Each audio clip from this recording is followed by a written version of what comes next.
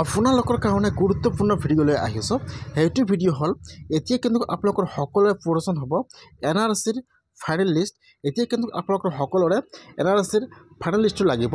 এতিয়া যদি আপোনাৰ ঘৰত NRCৰ ফাইনেল লিষ্টটো নাই, এতিয়া কেনেকৈ আপোনালোকে NRCৰ ফাইনেল লিষ্টটো ডাউনলোড কৰিব আৰু কেনেকৈ চেক কৰিব যে আপোনালোকৰ নামটো একচেপ্ট হৈছে নে হোৱা নাই বা আপোনালোকৰ নামটো ৰিজেক্ট হৈছে নেকি। মই আজি এইটো ভিডিঅ'ত আপোনালোকক সম্পূৰ্ণ প্ৰচেছ ষ্টেপ বাই ষ্টেপ দেখুৱাই দি আছোঁ। জানিবলৈ হ'লে ভিডিঅ'টো সম্পূৰ্ণকৈ চাই ল'ব, স্কিপ নকৰাকৈ। আপোনালোকে কেনেকৈ NRCৰ ফাইনেল লিষ্টটো ডাউনলোড কৰিব আৰু কেনেকৈ আপোনালোকে NRCৰ ফাইনেল লিষ্টটো চেক কৰিব, সম্পূৰ্ণ প্ৰচেছ চাই লওক, দেখুৱাই দি আছোঁ। এতিয়া আপোনালোকে ফাৰ্ষ্ট আপোনাৰ মোবাইলৰ যিকোনো এটা ব্ৰাউজাৰ অ'পেন কৰি ল'ব। আপোনালোকে ইয়াত লিখিব NRC ফাইনেল লিষ্ট চেক, লিখি চাৰ্চ কৰি দিব। এতিয়া আপোনালোকে ইয়াত চাব, ইয়াত যিটো 1 নম্বৰত লিংক আহি যাব NRC আছাম।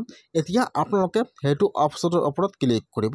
মই কিন্তু আপোনাৰ সুবিধাৰ কাৰণে অপশ্যনৰ লিংকটো মই ডিছক্ৰিপশ্যনত দি দিছোঁ। আপোনালোকে ডাইৰেক্ট ক্লিক কৰি এইটো অপশ্যনত আহিব পাৰিব।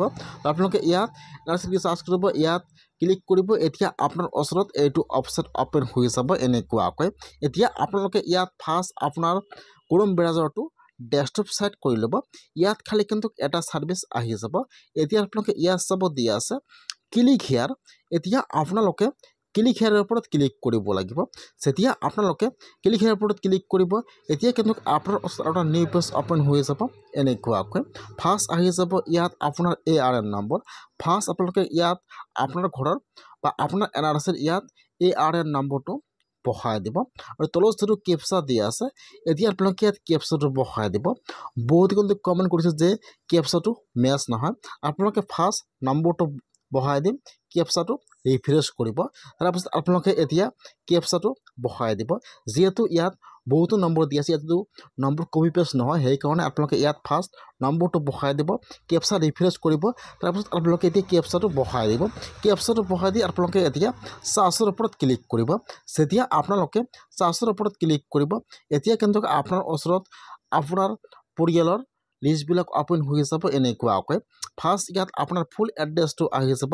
তাৰপিছত আপোনাৰ পৰিয়ালৰ যিমানকেইজন সদস্যৰ নাম আছে ইয়াত নামবোৰ আহি যাব এনেকুৱাকৈ।